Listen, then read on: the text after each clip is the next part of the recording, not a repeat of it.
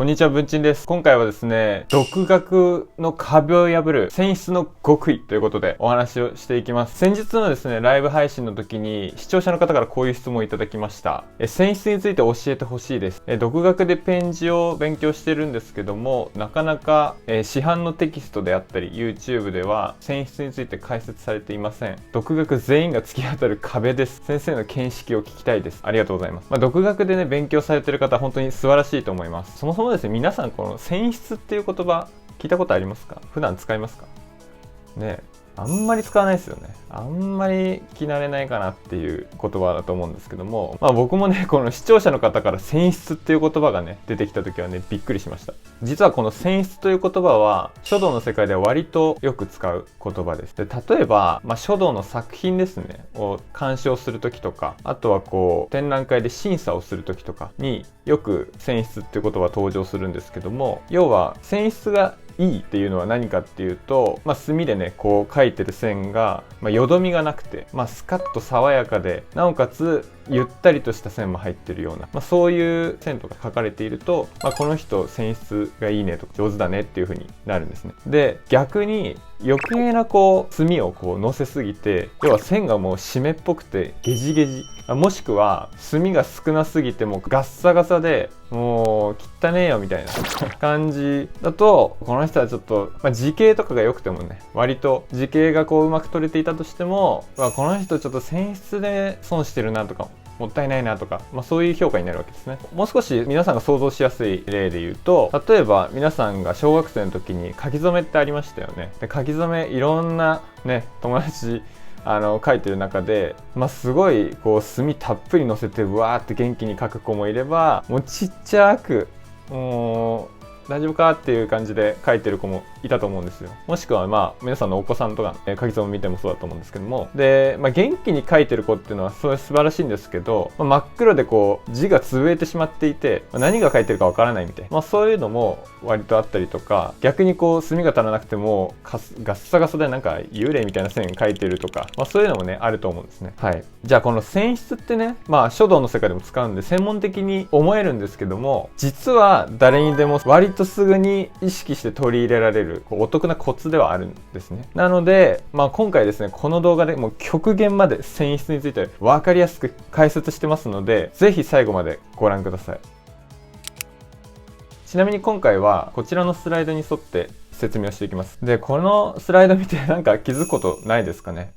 そうです。世界一わかりやすいホワイトボード、オリラジ中田敦彦さんのホワイトボードをですね、大いに参考にしております。はい。どうでもいいですね。はい。まずはですね、僕が考えるペン字の選出のポイントっていうのは2つあります。1つ目が緩急、そして基本点画と、この2つです。はい。で、こちらの2つはですね、どちらも実はこの筆の書き方っていうのがベースになっています。なので、筆で線を引く時のスピードの緩急、そして基本点画、要は基本点画っていうのはいわゆる止め跳ね払いですよね。止め跳ね払いとか点とか、あと、角っこ折れ曲がるとかありますよね。口の2画目の曲がるとことか、そういうところの要は基本的なお作法の部分なんですね。はい、でこれをもうペン字にそのまま活用してしまおうという、そういう考え方です。で、皆さんね、書道教室に通われたことありますか？多分子供の時にあると思うんですけども、一般的なね書道教室では毛筆と硬筆、要はペン字ですよね。この2つを習うことになります。で、僕の経験上ですね、特に大人の方に多いんですけども、とにかく普段自分が書く字をきれいに書きたいんで、ペン字を習いたいですという方、結構いらっしゃいます。で、ただ、一般的な普通の書道教室であれば、ペン字だけじゃなくてですね、毛筆、要は筆ですよね、をやるように言われるはずです。で、なんでかっていうと、毛筆の練習をしてね、筆の基本がある程度身についた人、要は、テニスとかで言えば、ラリーは続くと。ラリーは続くようになりましたよと。でも大会で勝てる自信はないですよと。そういうぐらいのレベルですよね。ぐらいの人っていうのは、いざペン字をやらせると割と書けます。ただ、ペン字の基本をしっかり身につけた人が、じゃあいざね、筆をね取ってね書こうと思ってじゃあ上手に書けるかっていうと、字の形とかはそれなりに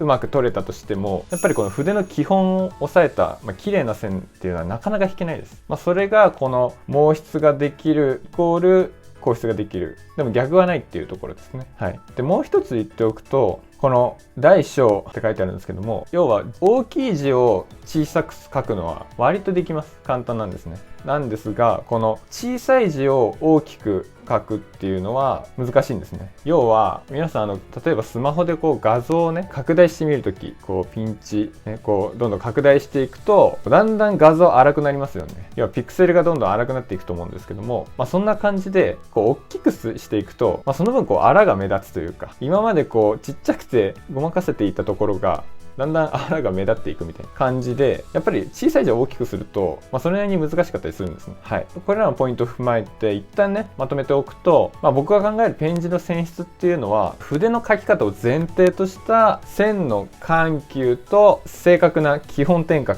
この2つが入っている字、要は筆らしさが感じられるっていうことが大事だと思っております。じゃあそれではですね、この2つについてもう少し詳しく解説していきましょう。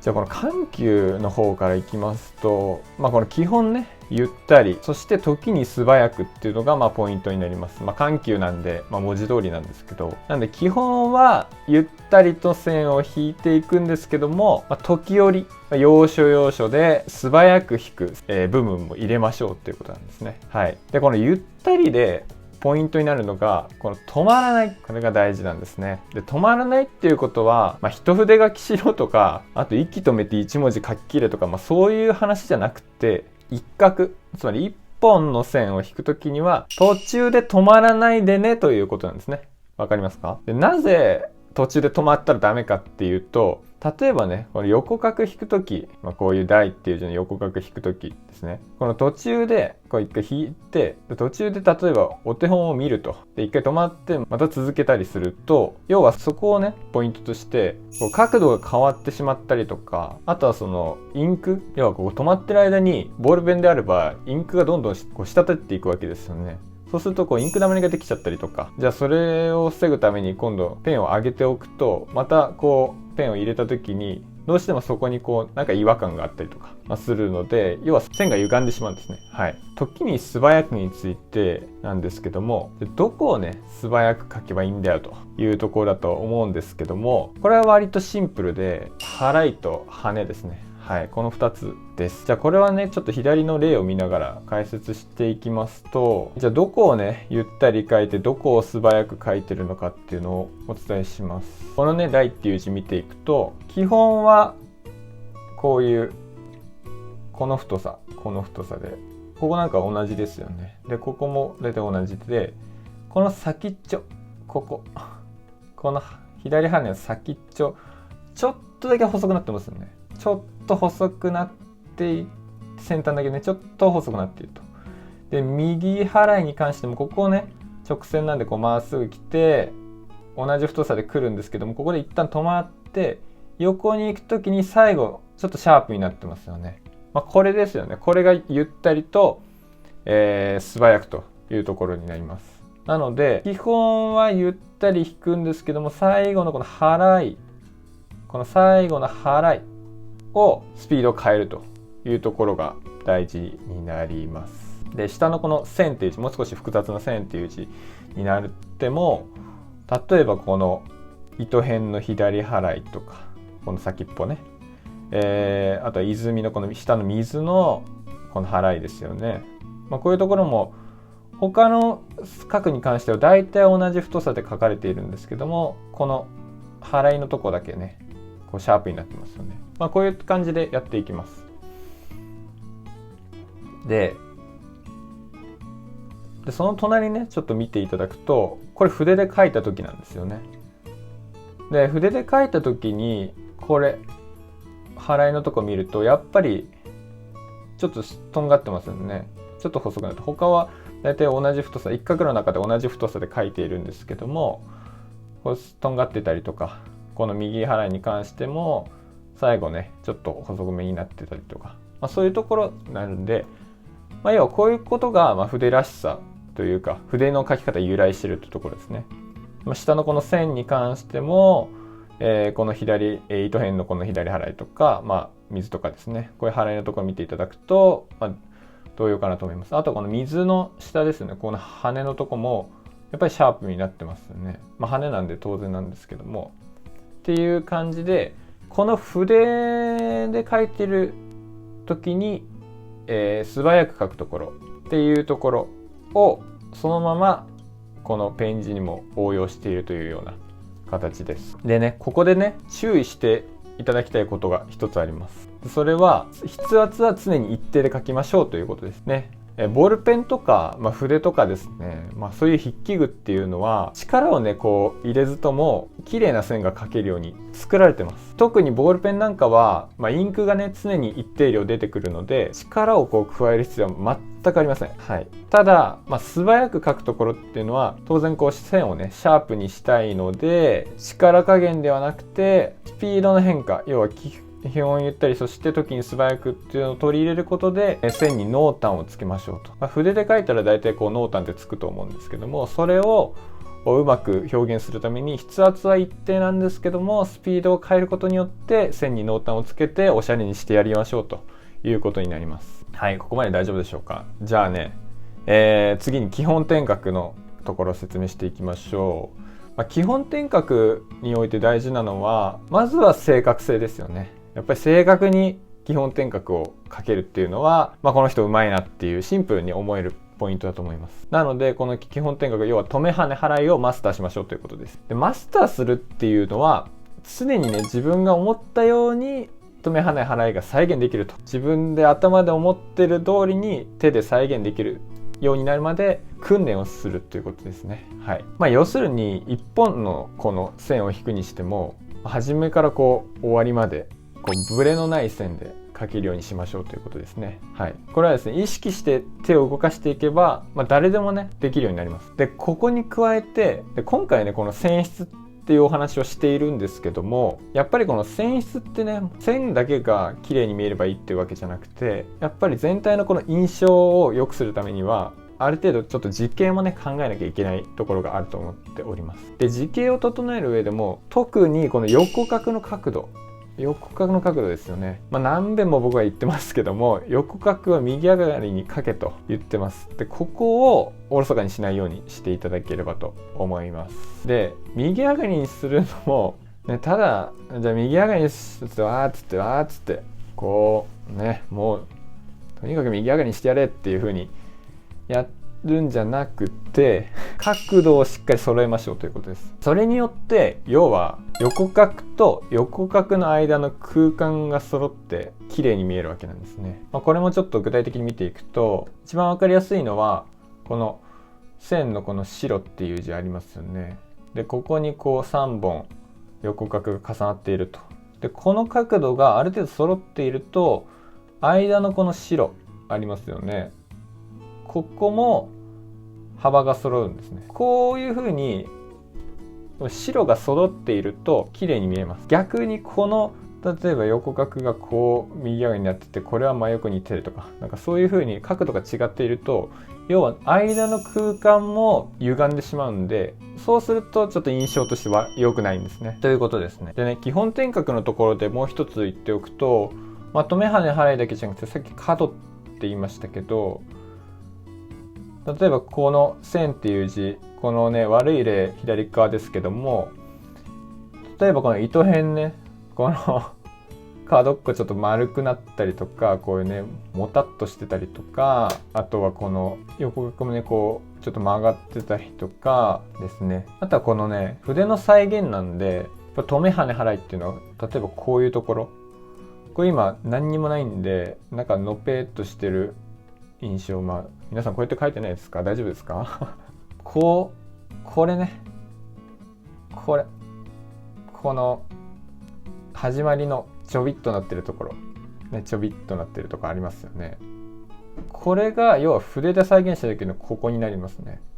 なのでこれをベースにしてペン字でも同じように書いてやるということによってね、ちょっと大人っぽい字に見えるかなと思います。上のこの台に関してもこのやっぱ始まりと終わりのところね、はい、ここが少しやっぱ止めのこの筆の置いているところの再現があると大人っぽく見えます。だいたいこの美文字のね、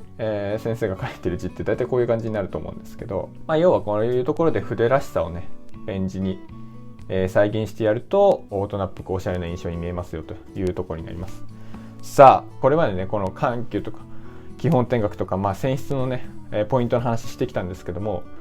じゃあポイントね皆さん分かりましたと、文鎮さんよとね、じゃあ緩急つけてゆったりと基本ゆったりで書くけど羽とか腹のとこでちょっとスピード上げてね、筆圧は一定にして頭基本点学止め跳ね払い、小学校の時に習ったしね、止め跳ね払いしっかりやってなるべくこうぶれないように書いて、横書きもしっかり揃えますよという方、じゃあいざ今書いてみてください。はい、絶対できないと思います。ここに関しては書道のこう先生として、ちゃんとしたことをお伝えすると、やっぱり訓練は必要です。訓練を重ねて自分でこうもっとこうしたらいいんじゃないかとか、これはちょっとやりすぎかもなとか、そういうところをしっかり自分で頭で考えて練習していくことで初めて身につくものです。なんだよと、結局すぐできないじゃんみたいなことを思った方、分かります。お気持ち分かりますね。時間もないし、やっぱり効率的に最短ルートでこう手に入れたいですよね。ただね、人間っていうのはですね、そもそも、頭でこうよっしゃ分かったと思ったことに関しても、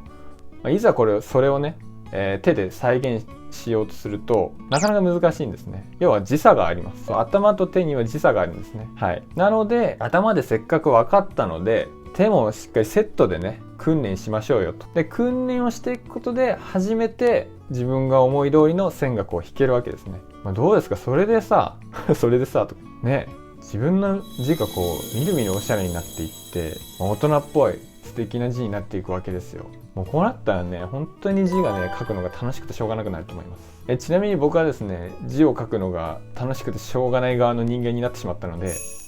ぜひね皆さんもこちら側に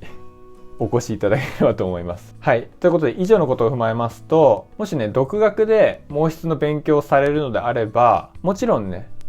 本当に素晴らしいことだと思いますので、もちろんその市販のテキストとかYouTube で勉強されるのはもちろんいいことだと思うんですけども、できればこの毛筆の勉強、毛筆の特に基本ですね、もう基本だけでいいです。基本のそれこそ止め跳ね払いとか線の引き方とかそういうところだけでいいんで、毛筆の基本も勉強しておくと絶対に効果的ですし、上達もね絶対早いと思います。